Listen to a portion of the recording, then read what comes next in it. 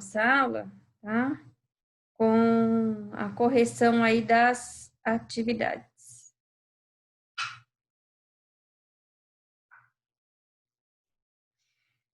Eu vou pedir para vocês que vocês coloquem lá na apostila, página 16.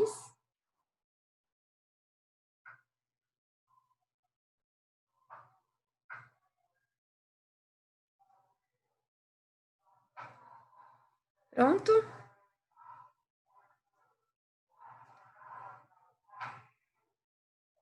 Todo mundo já colocou? Pronto. Então, vamos lá.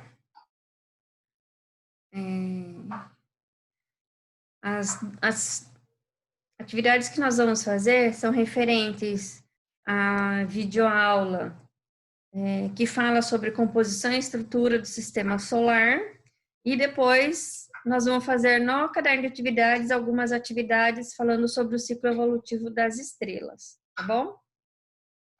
Então, vamos lá. Qual é a alternativa correspondente ao conjunto de planetas rochosos do sistema solar? Vocês notaram que já tem o gabarito aí, né? Que é para facilitar aí a nossa vida. Então, o conjunto é aqui, ó, Mercúrio, Vênus, Terra e Marte, tá? Porque esse daqui é o rochoso? Porque esse conjunto aqui são os planetas que resfriaram primeiro, né? Estão mais próximos do Sol, resfriaram primeiro e são rochosos. E quais são aqueles que não são rochosos, que estão mais distantes? Aí a gente tem Júpiter, Saturno, Urano e Netuno. Esses outros 4 aqui, né, são considerados gasosos, por quê? Eles ainda não terminaram o seu processo aí de resfriamento, né, de formação do planeta, ok? Tem uma prévia para quando eles vão terminar? Não. Talvez daqui a alguns bilhões de anos. E a gente vai estar vivo para saber. Olha, não sei te dizer, mas eu acho que não. Segundo, leia atentamente o texto a seguir. Júpiter é o deus supremo de todos os deuses romanos. Um nome que encaixa bem no maior de todos os planetas do sistema solar. Júpiter é o 5º planeta contado a partir do Sol, situado entre Marte, o filho do Deus Supremo, e Saturno, o pai. Na mitologia, as lendas de Júpiter misturam-se muitas vezes com as de Zeus, o deus dos deuses na Grécia Antiga. Lembra quando eu falei para vocês que a gente estava falando lá sobre os babilônios, sobre os incas, que existia toda uma mitologia, uma história que envolvia aí alguns planetas, né? Uhum. Então tá aí, ó, para vocês comprovando aquilo que eu falei. Sobre o planeta Júpiter, marque V nas afirmativas verdadeiras e F nas falsas. Então, é o maior planeta do sistema solar. Sim, Júpiter é o maior do nosso sistema solar. Se vocês olharem aqui, ó, na página...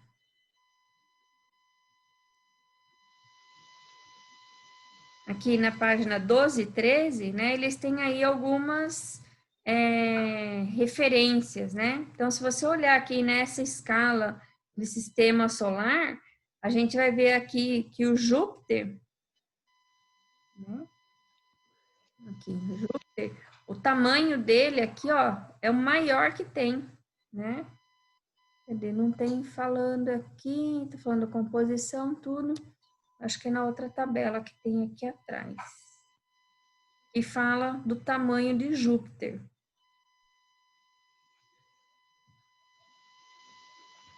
Aqui.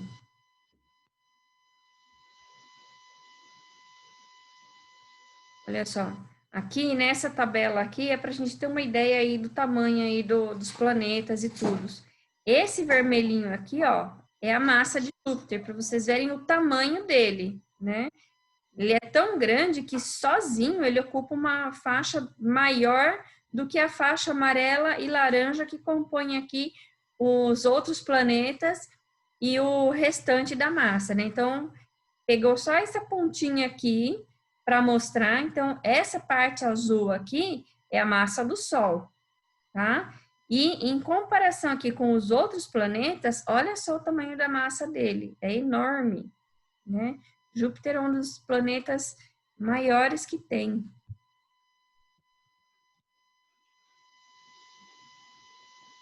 Enfim, eu não lembro onde que eu li aqui sobre o tamanho de Júpiter, mas ele é bem grande.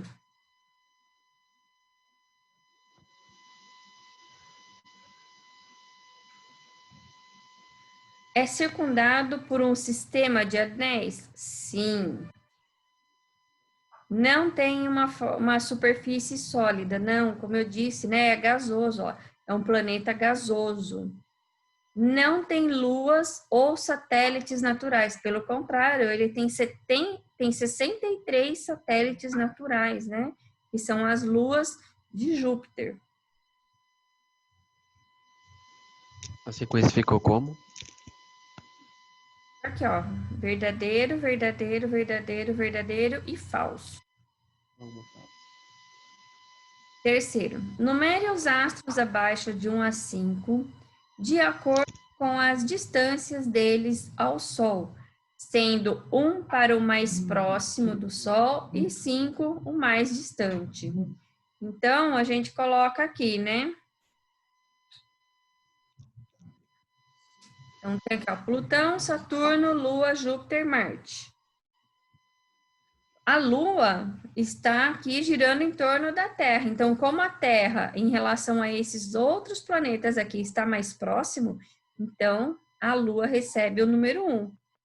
Depois do planeta Terra, vem o quê? Marte. Então, Marte recebe o número 2. Depois, na sequência, Júpiter, Saturno e Plutão. Então, sempre que aparecer uma questão assim e tiver um satélite, você tem que ver em torno de qual planeta esse satélite está em volta. Se aqui fosse, por exemplo, uma lua de Júpiter, não seria o primeiro, tá? Seria talvez um segundo, dependendo de outro planeta. Aí não seria o primeiro. Se fosse essa lua de Júpiter, então seria primeiro Marte, Júpiter, né? A lua de Júpiter, então teria uma outra sequência. Okay? Então tem que prestar atenção aqui quais são os astros que estão colocados. 4. A maioria dos planetas do Sistema Solar apresenta satélites naturais. Mercúrio e Vênus são os únicos que não têm. A Terra tem apenas um, enquanto Júpiter tem vários. O que são satélites naturais? Então, A. São planetas que giram ao redor do Sol? São estrelas que brilham no céu? A gente já sabe que os satélites, eles giram em torno dos planetas, então não é a A e não é a B. São meteoros circulando no universo? Também não, porque eles ficam aí orbitando em um planeta. Então, aqui, ó, são corpos celestes orbitando um planeta. E são asteroides que fazem parte do sistema solar? Não. Asteroide é outra coisa, ok? Meteoro é o quê? Um asteroide que entra na atmosfera terrestre. Quando entra na atmosfera terrestre, o atrito do ar com o asteroide faz com que ele se desintegre, com que ele pegue fogo, tá? Por isso ele passa a receber o nome aí de meteoro, ok? Então, quando a gente vê à noite aquele risquinho aqui, que a gente chama de estrela cadente, não é estrela cadente, tá bom? É um asteroide aí que acabou entrando na atmosfera terrestre. Leia atentamente o texto a seguir. O cometa Hale-Bopp, inicialmente catalogado como C/195OI foi provavelmente o cometa mais amplamente observado no século XX e um dos mais brilhantes avistados em muitas décadas. Foi possível acompanhar sua paisagem a olho nu por um tempo recorde de 18 meses, o dobro de tempo que o recordista anterior, que foi o grande cometa de 1811, o Hale-Bopp, foi descoberto em 23 de julho de 1995, a uma grande distância do Sol, criando uma forte expectativa de que o cometa estaria incrivelmente brilhante quando alcançasse o seu periélio, que acontece quando o ponto da órbita de um corpo celeste qualquer se encontra mais próximo do Sol. Apesar de essa ser uma previsão sem muita exatidão, aconteceu que o Hale-Bopp alcançou ou até mesmo excedeu essa previsão, quando alcançou seu periélio a 1º de abril de 1997. O cometa também foi apelidado de Grande Cometa de 1997. Não me lembro desse cometa não, mas tudo bem. Sobre os cometas, considere as informações a seguir. São objetos celestes que não pertencem à nossa galáxia, sendo visíveis apenas quando se aproximam do Sol. São formados basicamente pelo gelo e poeira e apresentam uma cauda quando se aproximam do Sol, resultado da ação dos ventos solares sobre o cometa. 3. São objetos celestes parecidos com asteroides e, por causa de sua cauda, são popularmente chamados de estrelas cadentes. 4. Apresentam órbitas elípticas muito alongadas e são notáveis ao se aproximarem do Sol. Então, olha só. Por que a A não está correta? Então, são objetos celestes que não pertencem à nossa galáxia. Pelo contrário, os cometas que passam, que são avistados da Terra, eles pertencem à nossa galáxia. Eles estão dentro de nossa galáxia, por isso a gente consegue ver, tá? E a 3, por que a 3 está errada? São objetos celestes parecidos com asteroides? Não, eles não parecem com asteroides, tá? Não é que eles não parecem com asteroides, eles são parecidos com asteroides, porém, eles possuem uma camada de gelo diferente dos asteroides, tá? E eles não são estrelas cadentes, porque a estrela cadente é um meteoro que entra na atmosfera e pega fogo, por isso que é chamada estrela cadente.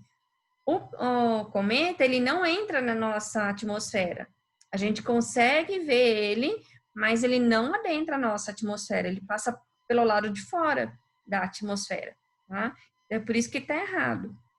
Os asteroides, eles ficam aí em torno aí no cinturão de asteroides, tá? Tem alguns que vagam livremente aí pelo sistema solar, por isso o volta e meia entra aqui dentro da atmosfera, mas eles são diferentes do cometa, ok?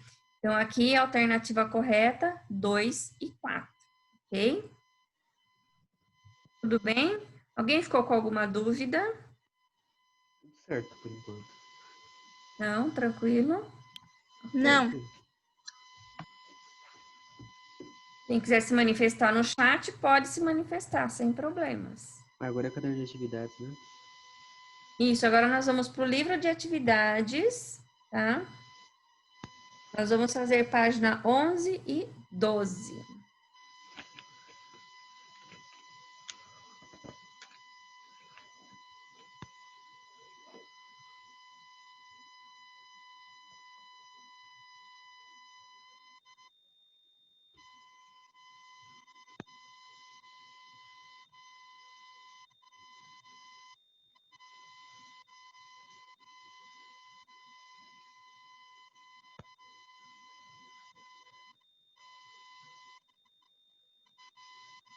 Começa aqui com o ciclo evolutivo das estrelas, tá? Essa atividade aqui está relacionada com a composição do sistema solar, tá bom? Então, quem quiser fazer também essa palavrinha cruzada aqui, pode fazer.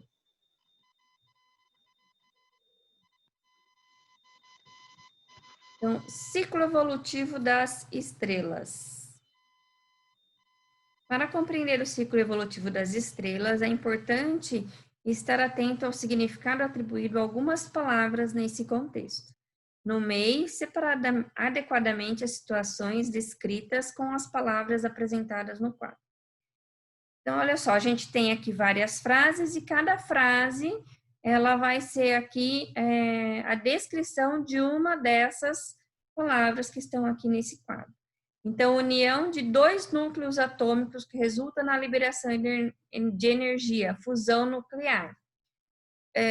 Quando a gente vai falar de usina nuclear, a gente está falando disso daqui, ó, fusão nuclear. São quando você tem dois núcleos que são fundidos, esse núcleo, ele vai criar uma energia tão forte e vai ser capaz de liberar, tá? Então, quando ocorre isso, essa fusão nuclear, ele libera a energia, tá? E essa energia, dentro da usina, ela é captada e é transformada em energia elétrica, ok? Composto de gás contendo átomos e moléculas isolados e minúsculos grãos de poeira. Então, isso daí é o meio interestelar. Vocês viram na aula, eu não sei se vocês chegaram a ler a apostila, quando a gente teve a explosão do Big Bang, né, foi uma estrela que explodiu, a princípio, ela formou exatamente isso daqui, ó, um composto de gás, né, que continha milhares de átomos e moléculas isoladas e pequenos grãos de poeira. Então, era como se fosse um pó. E aí, a energia gravitacional que existe ali fez com que isso fosse puxado, fosse atraído, o que foi dando aí origem, foi formando aí o nosso sistema solar, ok? Foi o que foi formando aí a nossa galáxia. Ação de atrair nuvens de poeira e gases frios a uma região central, formando núcleos densos e frios. Então, colapsar. Então, essa força de atração que junta tudo, chama aí, então, de colapsar. Se vocês forem pesquisarem aí, existem outras teorias que complementam aí a teoria do Big Bang, né? Por exemplo, aí tem a teoria das cordas, tem a teoria da acho que é a teoria da expansibilidade, tem a teoria da relatividade, que é a teoria proposta por Einstein. Então, são teorias que complementam, né, a explicação do que aconteceu aí na teoria do Big Bang, tá? Se vocês tiverem tempo, curiosidade, pode dar uma olhadinha. Região com uma enorme nuvem de gás e poeira interestelar, nebulosa, tá? Força derivada da liberação de energia causada pela fusão nuclear do núcleo das estrelas, pressão de radiação. Na apostila de vocês tem uma imagem que mostra ali a nebulosa, acho que é a nebulosa da Águia, né? Então, se você olhar para a nebulosa, ela mostra ali mais ou menos o desenho, o formato dela parece uma águia com as asas abertas. Página 12.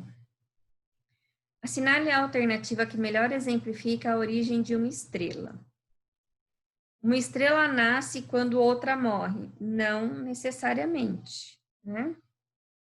Na verdade, quando uma estrela morre, né, ela vai dar origem aí ou uma estrela anã, ou ela vai dar origem a um buraco negro, né? Ou ela vai acabar explodindo e formando aí esse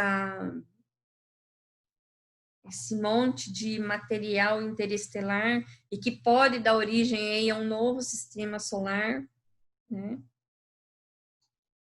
A ação da gravidade faz com que a poeira e gases formem uma massa que atrai cada vez mais poeira, dando início à fusão de pequenos átomos que se formam maiores e liberam energia. Então, é exatamente isso aqui que vai acontecer, ok? Ao passar perto de um buraco negro, gases se aquecem e se fundem liberando radiação. Não, né? Se chegar no buraco negro ele vai consumir aquela energia, né? Ali é tão grande a pressão que ele vai acabar consumindo toda aquela energia que tiver por ali. A elevação da temperatura faz com que a poeira e gases se fundam sem necessidade de gravidade para isso. Pelo contrário, sem a gravidade isso não vai acontecer, né? Não vai ter a união aí dessa poeira, não vai ter a fusão aí dessas partículas. A união de átomos decorrente de reações químicas que não liberam energia condensa a matéria formando o núcleo das estrelas. Pelo contrário, né? São reações químicas que liberam uma grande quantidade de energia. 19. Complete as palavras cruzadas com os ciclos da evolução estelar. 1. A maior parte da vida de uma estrela se passa nessa etapa, né? Então, sequência principal. Aqui, ó, sequência principal. Etapa em que as estrelas podem se transformar em anãs brancas, estrelas de nêutrons ou buracos negros, né? Estágio final, que é quando ocorre aí a morte da estrela, né? Ciclo em que a temperatura da estrela se aproxima de 10 elevado a 7 Kelvin e consegue fundir hidrogênio, transformando em hélio, né? Então, é a pré-sequência principal. Então, é antes de acontecer a sequência principal. Então, aqui. E, por último, 4, fase em que o núcleo denso começa a colapsar mais rápido na parte interior do que nas partes externas. Então, protoestrela.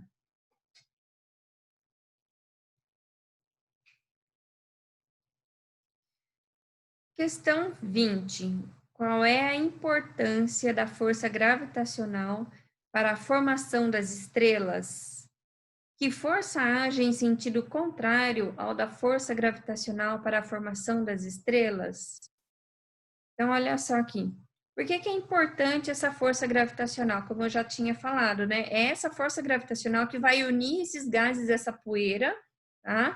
E vai dar aí a origem a uma nova estrela e, no caso do nosso sistema solar, aos planetas que giram em torno, né? Então, com essa força gravitacional que faz os planetas girarem em volta, vai fazendo com que eles fiquem modelados e tornem aí com uma forma arredondada, esférica, ok?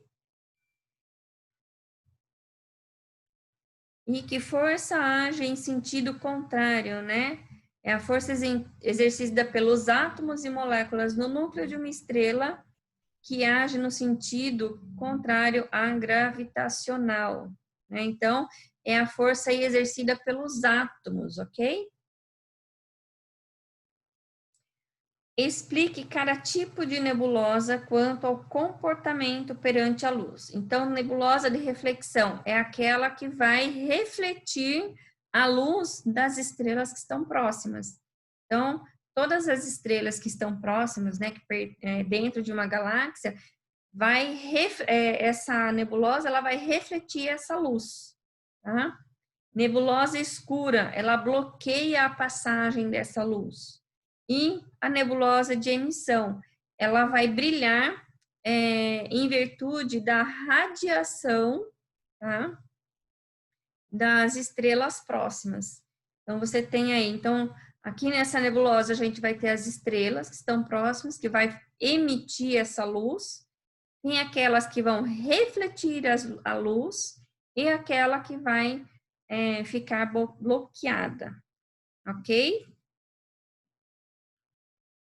Ok. Vamos responder mais um pouquinho, já que vocês estão tão bonzinhos. Aqui na página 13, responder aqui, ó, essa questão aqui, a questão 24 e a 25, tá? A evolução estelar depende da massa de cada protoestrela. A massa também define a predominância da formação de alguns elementos químicos. Os intervalos a seguir representam a massa de protoestrelas definidos com base na massa do Sol. Com base no quadro, indique os elementos químicos formados em cada caso. Observação: um mesmo elemento pode ser formado por mais de uma alternativa. Então, a gente tem aqui, ó, hidrogênio, hélio, carbono, oxigênio, sódio, magnésio, enxofre, silício e ferro. Então, aqui, esse 0,08 m-Sol significa que são planetas que têm 0,08 massa em relação à massa do Sol. Ou seja, 0,08% daquela massa do Sol é o tamanho desse planeta, tá? Então, você vê como ele é bem pequenininho. Então, eles são formados por hidrogênio e hélio. Os que têm entre 0,45 e 10, né, massa do Sol, são formados por hidrogênio, hélio, carbono e oxigênio, tá? E os que possuem massa entre 10 m-Sol e 25 m-Sol, né, já tem aqui todos eles. Então, esse m-Sol significa massa do Sol. Então, não é que ele é 25 vezes a massa do Sol, não, ele tem aproximadamente 25% da massa do Sol. O tamanho dele corresponde a 25% aí do tamanho do Sol. Ok? Exercício 25. Com base na evolução estelar resultante na massa da protoestrela, complete as lacunas utilizando as palavras do quadro. Então, a massa anterior a 0,08 m-Sol não se transforma em estrela na fase de protoestrela, é chamada de anã marrom. B, a massa entre 0,08 m-Sol e 0,045 m-Sol primeiro se expande virando uma gigante vermelha. Com o tempo, esfria-se e se torna, no fim do ciclo, uma anã branca. Então, primeiro ela fica grande e depois ela encolhe, tá? Massa entre 10 m-Sol e 25 m-Sol. Primeiro se expande, tornando-se uma supergigante vermelha, é maior ainda do que a gigante vermelha. Depois, por causa da pressão de radiação, que é a pressão que fica no centro, torna-se uma supernova. E, por fim, o núcleo colapsa, tornando-se uma estrela de nêutrons, né? Que ela vai reduzir até ficar pequena. Entre a massa entre 25 m-Sol e 100 m-Sol, seu destino final é se transformar em supernova e seu núcleo colapsa, formando um buraco negro, tá? Esses dois exercícios aqui, acho que eles representam bem aquela questão que na videoaula explica, referente ao que é uma estrela, como ela se forma, né? Qual o resultado, qual a cor delas, né? Qual a coloração aí das estrelas, ok? Antes de terminar a gravação, vou voltar lá na apostila. Tem uma atividade que eu quero que vocês façam, lição de casa. Na página 14 da apostila, tem um experimento fazendo ciências. Eu fiz o ano passado com a turma do 9º ano. Em vez de massa de modelar, nós fizemos com bolinha de papel. Deu certo também, ok?